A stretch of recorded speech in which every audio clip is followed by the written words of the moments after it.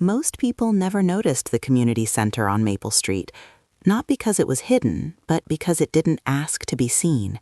It didn't glow with neon signs. It didn't advertise success stories. Its brick walls were weathered by time, its windows older than the city's new skyline rising just a few blocks away.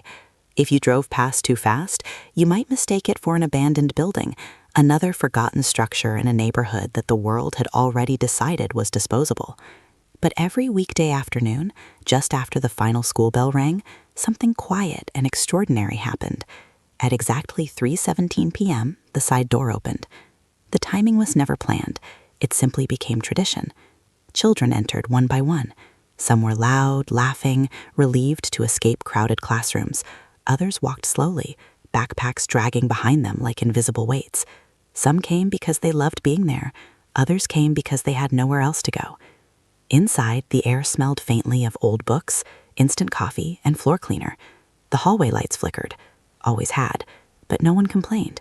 To the kids who came here, this place wasn't broken. It was safe. "Hey, Marcus," a calm voice would say. "How'd the science quiz go, Lena?" "Jamal, you still thinking about robotics club?" They weren't greetings shouted across a room. They were personal, intentional, spoken softly as if every word mattered. The mentors didn't wear uniforms. They didn't introduce themselves with titles. They were simply present. Mr. Thomas Howard sat near the back tutoring table most days. He was in his late 60s, tall, with thin and gray hair and hands roughened right bent into work. Before the factory closures years ago, he had been an engineer, one of the best in the state. When the plant shut down, his job disappeared overnight. But his knowledge didn't. Instead of leaving the neighborhood like many others, he stayed. He began helping kids with math. First one, then two, then dozens. Never charged a cent. Never put his name on anything. He believed that intelligence, like kindness, multiplied when shared. Across the room, Miss Elena Alvarez organized donated supplies. Pencils in one box, notebooks in another. She moved slowly, deliberately, the way nurses do, even after they stop wearing scrubs. Years earlier, she had worked double shifts in emergency rooms, holding hands in moments when fear was louder than hope. When burnout forced her to leave the hospital, she found her way here. "People still need care," she once said quietly, just in different ways. Coach Raymond Brooks, everyone called him Coach Y, sat near the door. His whistle, once a permanent fixture around his neck, now rested in a drawer. A knee injury had ended his college basketball dreams long ago, but he never stopped coaching. Here, he coached life.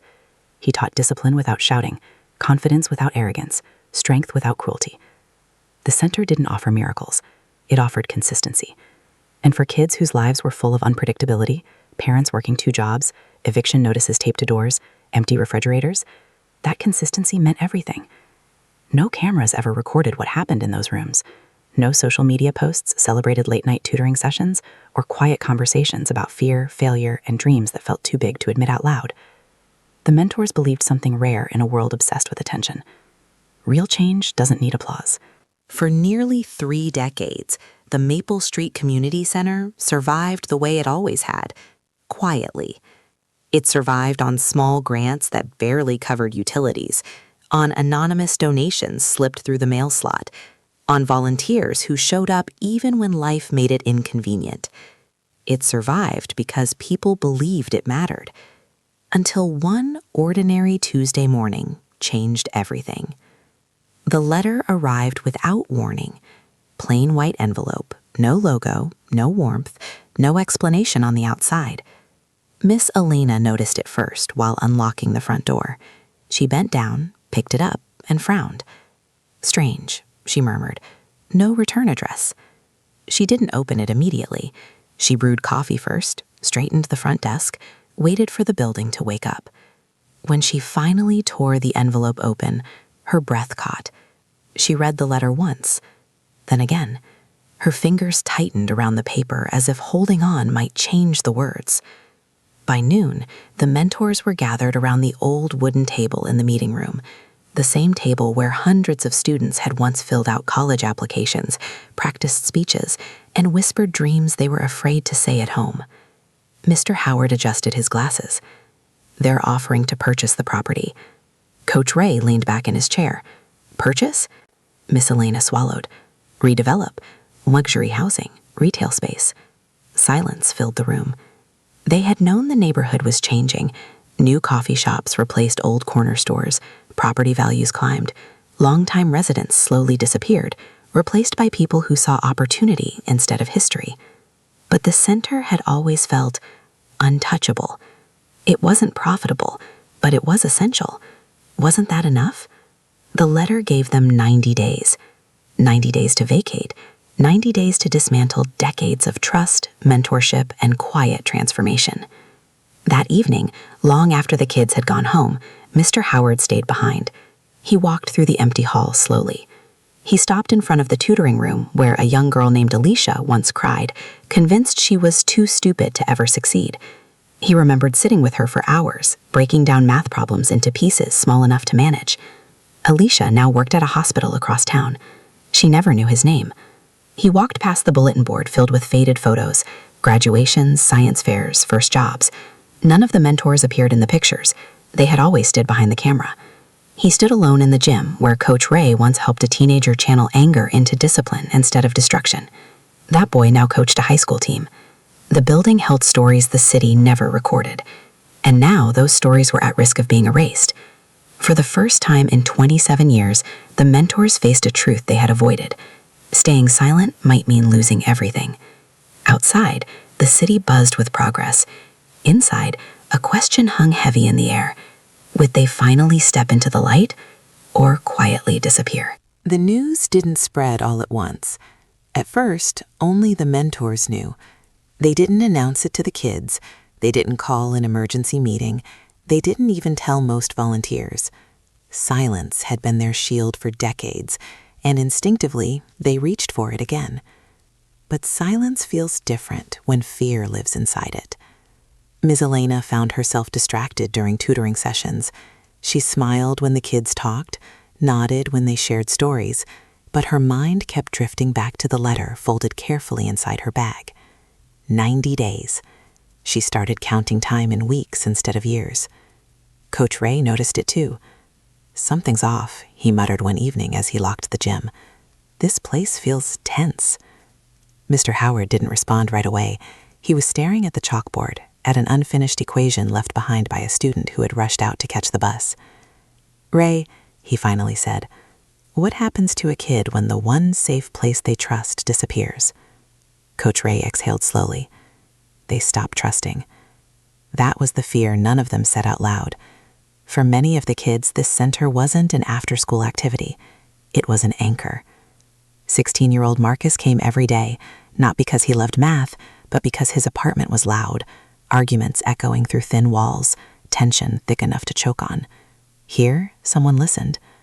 Lena stayed late sketching because her mother worked night shifts, and going home early meant being alone with her thoughts. Here, her creativity felt seen. Jamal came because Coach Ray believed in him when no one else did. If the building disappeared, what happened to them? Still, the mentors hesitated. They had never fought publicly for anything, never asked for attention, never challenged power. "Maybe it won't happen," Ms. Elena whispered during one late meeting. "Maybe they'll change their minds." Mr. Howard shook his head. Developers don't send letters unless they're certain. The center had always survived because it stayed small, invisible, non-threatening. Now that invisibility felt like weakness. A few days later, the first rumor escaped the walls. A parent overheard 2 city employees talking outside the building. "Luxury condos," one said.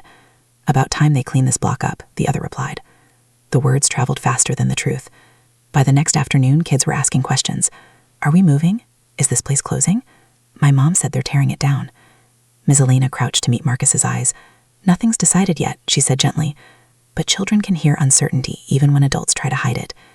That night, the mentors gathered again. This time, the silence felt heavier. "We can't protect them by pretending," Coach Ray said finally. "They deserve honesty." Mr. Howard nodded. "And we deserve a chance to fight." That word, fight, hung in the air like something forbidden. They had never fought before. The first step wasn't loud. It was terrifying. Miss Elena suggested they start small, by reaching out to former students. Not to protest, she said, just to tell the story. They compiled a list, names scribbled on paper. Some had moved away. Some had families now. Some they hadn't spoken to in years. Mr. Howard made the first call. "Alicia?" he said when she answered. Someone from Maple Street. There was a pause, then a gasp. Mr. Howard? His throat tightened. She remembered. 1 call turned into 10. 10 turned into 50. Emails poured in. Messages full of disbelief, gratitude, and anger. They can't do this. That place saved my life. Tell me what you need. Within a week, the mentors realized something they had never allowed themselves to believe. Their silence hadn't erased their impact. It had only hidden it. The developer's representative arrived the following Monday. Polished shoes, perfect smile, words like revitalization and progress flowed easily from his mouth. This neighborhood is evolving, he said smoothly, and unfortunately, this building no longer fits the vision. Coach Ray clenched his jaw. Our vision was always people. The man smiled politely. People move on. But this time, the mentors didn't stay quiet. They requested a public hearing. They shared stories. They stood in front of city officials, not as heroes, not as saviors, but as witnesses. Former students showed up. Parents, teachers, neighbors. One by one, they spoke. I wouldn't have graduated without this place. I learned how to believe in myself here. They taught me when no one else had time. The room shifted. What had once been invisible became undeniable. But power doesn't surrender easily. The developer pushed back. Lawyers got involved. Deadlines tightened. The mentors realized something else then. Fighting for the community meant risking everything they had protected, including themselves. And the question was no longer if they would fight. It was how much they were willing to lose to win. The first public hearing changed everything. Not because the city made a decision that day, but because the mentors were no longer invisible. For years, they had existed in the background of other people's lives. Their work had been intimate, personal, almost sacred.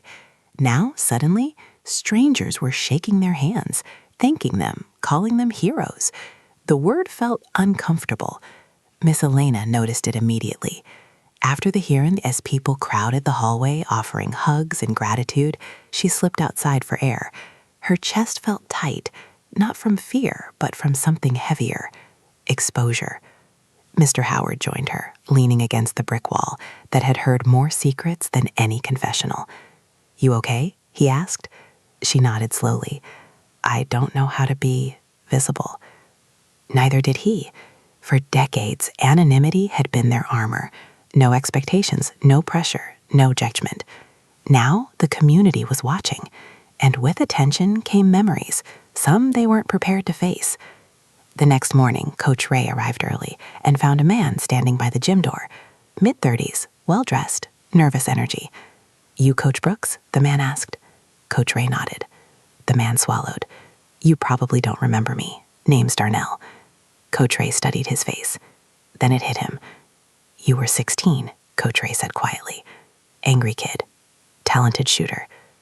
Darnell laughed, a sound halfway between joy and pain. Yeah, angry doesn't even cover it.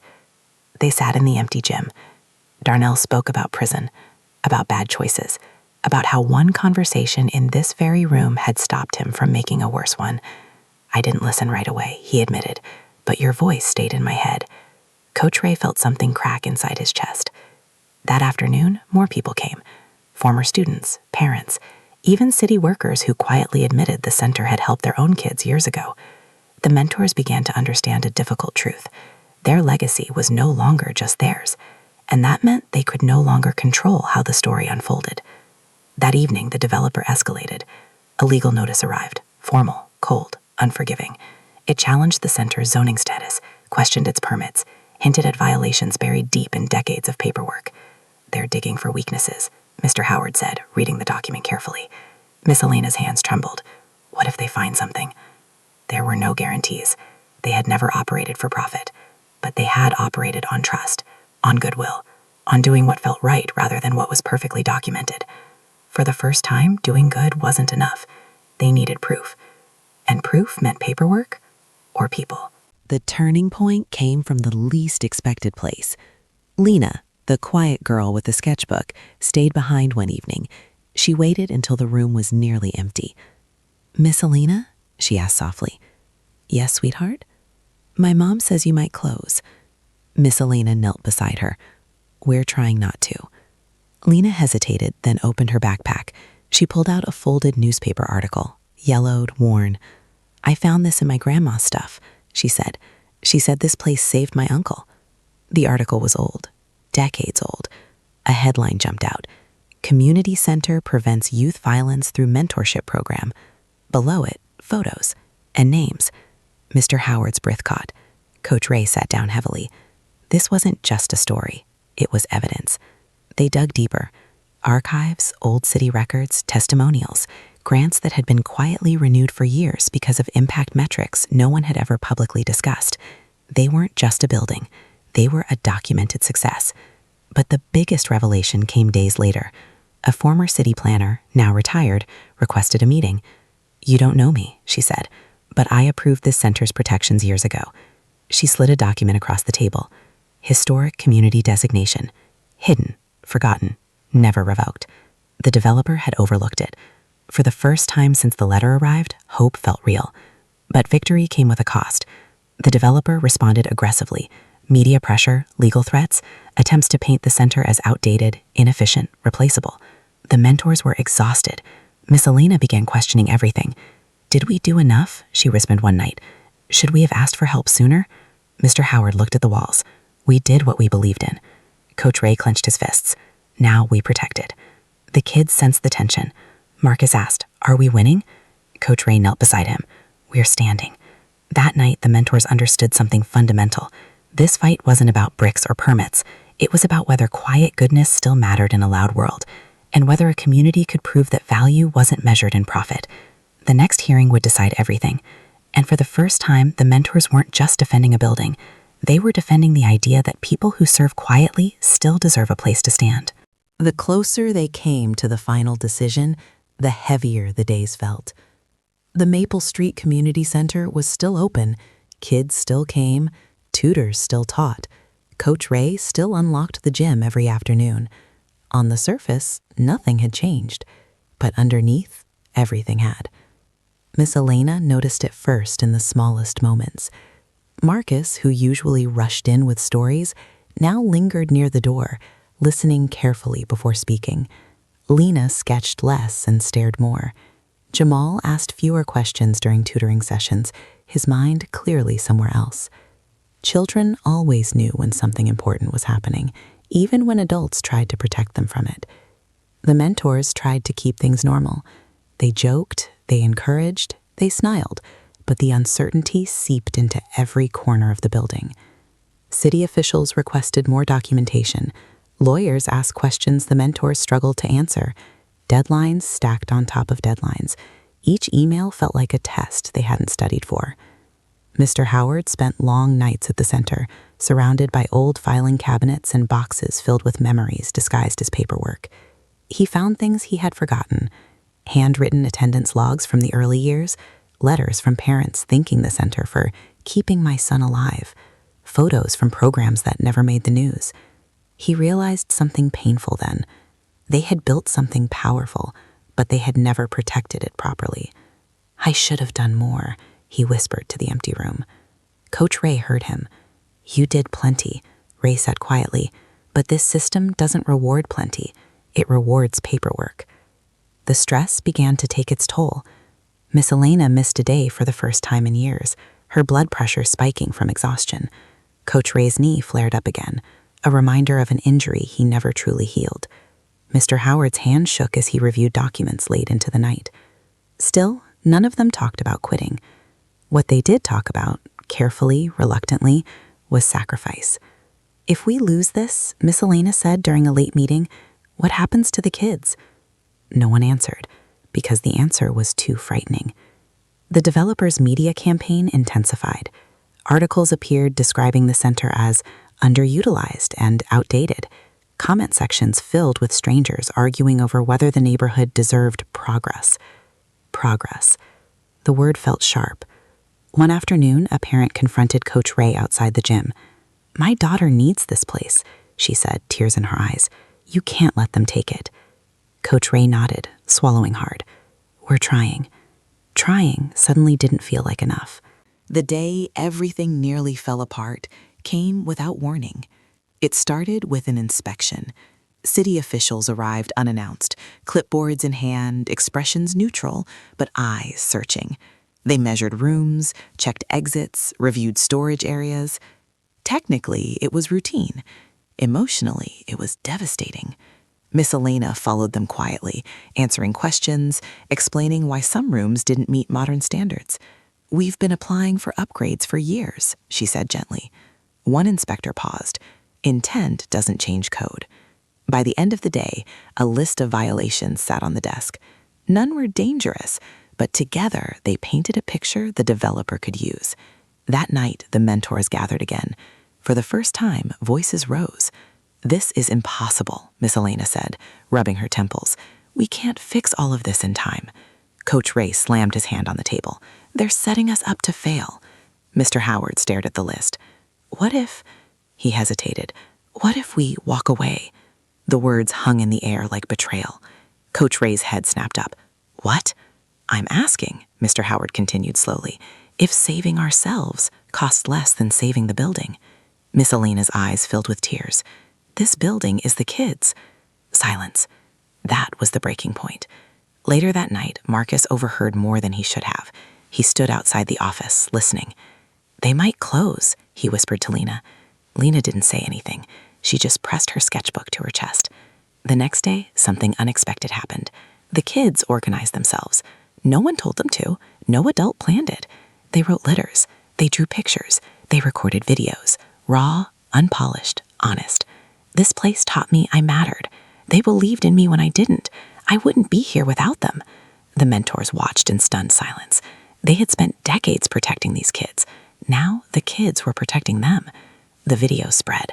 Not viral, not flashy, but powerful. Local news picked it up, then regional outlets. The developer responded with a statement emphasizing economic growth. But something had shifted. Public opinion was no longer neutral. It was emotional. The final hearing was scheduled. This was it. Win or lose. As they locked up the center that night, Coach Ray looked at the building one last time. "We didn't ask for this fight," he said softly. "No," Miss Elena replied, "but we showed up." Mr. Howard placed his hand on the door. For the first time, he said, "We're not invisible." The cost had been high, emotionally, physically, spiritually, but standing tall had reminded them why they started. And tomorrow, everything would be decided. The morning of the final hearing arrived without drama. No thunder, no sudden music, no cinematic signs. Just silence. The Maple Street Community Center opened its doors like it always had. The same flickering hallway lights, the same smell of old books and coffee, the same scuffed floor where thousands of footsteps had passed without ever being counted. But everyone felt it. This was the day. Miss Elena arrived earlier than usual. She stood in the doorway for a long moment before stepping inside, as if she were afraid the building might vanish if she looked away for too long. Coach Ray followed shortly after, moving slower than usual. His knee hurt, a deep, familiar ache that always returned when stress took over. Mr. Howard was already there, seated at the old wooden table, staring at a stack of documents he had reviewed dozens of times. None of them spoke at first. They didn't need to. They had reached the stage where words only made the weight heavier. By mid-morning, the kids began arriving. Some had been told not to come. Parents worried the tension would be too much. But many came anyway. Marcus sat quietly near the window. Lena clutched her sketchbook like armor. Jamal paced the gym, bouncing a basketball that echoed too loudly in the empty space. Coach Ray pulled them together. "Listen," he said, keeping his voice steady. "No matter what happens today, this place, what it gave you, that doesn't disappear." Marcus looked up. "But the building might." Coach Ray swallowed. Yes. That honesty hurt more than false reassurance ever could. At noon, the mentors locked the doors. For the first time in decades, the center would be closed during its busiest hours. They walked to City Hall together, not as activists, not as heroes, just as people who refused to vanish quietly. Inside the room where futures were decided, The hearing room was larger than expected. Bright lights, hard chairs, a long table where city officials sat with unreadable expressions. The developer's legal team arrived first, confident, polished, prepared. They carried binders thicker than any stack the mentors had. When the mentors entered, heads turned. Some faces were familiar, former students, parents, teachers. Others belonged to strangers who had only recently learned what the center meant. Miss Elena's hands shook as she took her seat. Mr. Howard leaned closer. "Whatever happens," he whispered, "we tell the truth." The proceedings began. The developer spoke first. They talked about economic growth, about modernization, about efficiency. They used words like obsolete and underperforming. The center was described as a structure, a plot of land, an opportunity. When it was the mentor's turn, no one rushed forward. They hadn't prepared a speech. They had prepared a story. Miss Elena stood. She didn't raise her voice. She didn't perform. She simply spoke. "I've worked in emergency rooms," she said. "I've seen what happens when people don't have support before crisis hits. This place is prevention. It is care before damage." Coach Ray followed. "I've coached on courts with thousands watching," he said. "But the most important wins happened in empty gyms like ours, when a kid decided not to give up." Then Mr. Howard stood. He paused. The room was silent. "For years," he said slowly, "we believed that doing good quietly was enough, that impact would protect itself. We were wrong." He looked at the officials. "But silence doesn't mean absence, and invisibility doesn't mean value is missing." Former students were invited to speak. They came one by one. Some cried. Some struggled to find words. But none hesitated. "I'm alive because of this place. I found my future here. They believed in me when no one else did." The room shifted. Not dramatically, but unmistakably. After hours of testimony, the officials asked for a recess. The mentors were told to wait. Minutes passed. Then an hour. The room emptied. The silence became unbearable. Marcus whispered, "Why is it taking so long?" Miss Elena forced a smile. Big decisions take time. But inside, doubt crept in. What if it wasn't enough? What if stories couldn't compete with money? Finally, the officials returned. The lead council member cleared her throat. "We recognize the historical and emotional value of the Maple Street Community Center," she said carefully. Miss Elena held her breath. "However," the woman continued, "the building does not currently meet updated compliance standards." Coach Ray's shoulders dropped. A murmur rippled through the room. "The city proposes a compromise." Hope flickered, dangerously. "The developer will proceed with redevelopment," the official said, "but a smaller, modernized community space will be included in the project." Silence. It wasn't a win. It wasn't a loss. It was something worse. A partial erasure. Miss Elena felt numb. Coach Ray clenched his fists. Mr. Howard closed his eyes. The building they knew, the rooms filled with memory, would be gone, replaced by something new, clean, efficient, and smaller. The developer smiled. To him, it was a generous concession. To the mentors, it felt like grief dressed as compromise. Outside City Hall, reporters gathered. "Is this a victory?" one asked. Coach Ray didn't answer. Miss Elena whispered, "I don't know how to feel." That night, they returned to the center. The kids followed. No one spoke much. The weight of almost losing pressed heavier than certainty ever could. Marcus broke the silence. "So, did we lose?" Mr. Howard thought carefully. "No," he said finally, "but we didn't win the way we hoped." Lena opened her sketchbook. Inside was a drawing of the center. Not as it was, but as it had felt. Warm, alive, full. "This is what they can't take," she said softly. Miss Elena's eyes filled with tears. They sat together late into the night, talking, remembering, grieving something that hadn't disappeared yet, but soon would. Then Mr. Howard spoke. "There's still something they don't understand." Coach Ray looked up. "What?" "This place was never just walls." Silence followed. But this time it felt different. This time it felt like resolve. Because even in near loss, a truth had become clear. If the building changed, The mission didn't have to die. And sometimes, the greatest legacy isn't what you save, it's what you carry forward. The morning sunlight filtered through the dusty windows of the Maple Street Community Center one last time. The mentors arrived earlier than usual. The building smelled familiar: worn wood, old books, coffee, and memories layered into every corner. The flickering hallway lights, the scuffed floors, the peeling paint, it all spoke of decades of quiet miracles, invisible victories, and countless lives touched. Miss Elena walked slowly through the rooms. She touched the edges of the tables where kids had learned their first lessons, both academic and moral. She stopped in the gym, watching the faded lines on the floor where Coach Ray had taught patience, discipline, and resilience. This place, she whispered to herself, it's more than walls. Coach Ray appeared beside her, leaning on his cane just slightly, his usual confident posture tempered with exhaustion. It's never just the building, he said. It's every person who walked through those doors, every life it shaped. Mr. Howard came last, carrying a box of old files and letters from parents and students spanning decades. He placed them gently on the long wooden table in the center of the room. Every story matters, he said quietly, even the ones we never shared. They didn't speak much after that.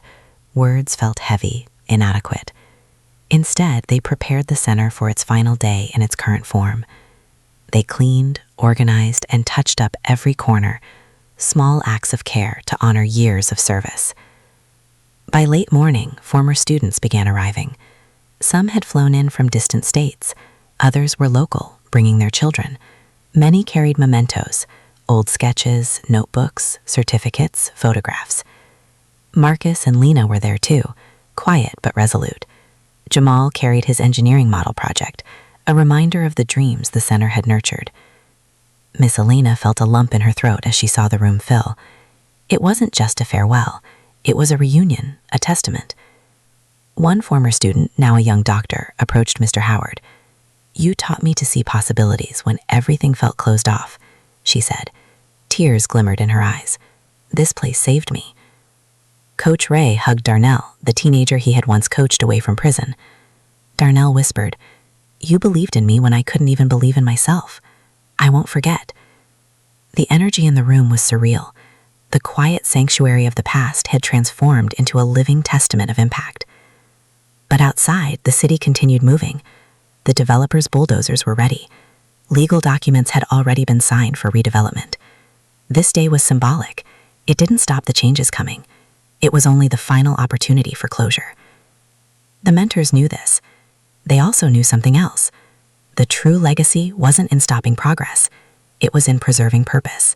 At noon, the mentors gathered everyone in the main hall. They didn't speak from a script. They spoke from the heart. Miss Elena took a deep breath. For decades, this place has been a sanctuary. It's been quiet. It's been invisible. But what mattered was never the building. It was what happened inside it. Coach Ray continued, "We taught, we guided, we listened. We made mistakes, but we believed in the potential of every person who walked through these doors." Mr. Howard added, "Now the building will change, but the spirit of this center doesn't have to. We are the legacy, and you are the future." There were tears, smiles, hugs, handshakes, stories shared aloud that had never been spoken. Then came the students' surprise. Lena stepped forward with a large sketchbook, open to a page depicting the community center in brilliant colors. Bright windows, lively kids, mentors smiling, the gym alive with activity. Around the edges, names of students and mentors were written in delicate cursive. "This is how we'll remember it," she said. "And this is how it will live in us." The former students began placing their mementos into a communal memory box. Letters, drawings, photos, small tokens that symbolized hope, guidance, and transformation. Miss Elena placed a faded note from a mother thanking the mentors for saving her son from despair. Coach Ray added a worn basketball from Jamal's first practice. Mr. Howard carefully folded letters from alumni who had gone on to colleges, careers, and families of their own. It wasn't just closure. It was a transfer of responsibility. The legacy wasn't ending, it was being carried forward. When the city finally declared that redevelopment would begin, the mentors didn't protest. They didn't shout. They didn't beg. They had taught something far more powerful. The values, care, and mentorship they had built could never be demolished. The final act was simple but profound. They unlocked the front door one last time. Students and alumni walked through, touching walls, looking around, smiling, and saying goodbye. The mentors followed, one by one, pausing to take in every detail. Outside, the sun was warm. The air smelled like fresh paint and grass from the surrounding neighborhood. The building, though soon to be rebuilt, still held echoes of laughter, lessons, and quiet courage. As they left, Mr. Howard paused. "We may never come back in the same way." Coach Ray smiled faintly. "We don't need to. It's in them now." Miss Alina nodded, tears streaming. "And in everyone they touch." Epilogue: The quiet that speaks. Months later, the redevelopment was complete. The old center had been replaced with a modern facility, smaller in size, but with a space dedicated to youth programs. Yet, the stories remained untouchable. Alumni continued meeting. They mentored new generations. They carried lessons, values, and memories forward, creating small centers in homes, schools, and local libraries. They taught in hospitals, gyms, and even virtual classrooms. The mentors, though their names were still mostly unknown, watched quietly, proud. They understood finally that the true building was not brick and mortar. The building was the people it had touched. The Maple Street Community Center had been the seed, and now, everywhere, it had grown. In the quiet corners of the world, where no one sought recognition, the work continued. And sometimes those quiet corners held the most powerful legacies.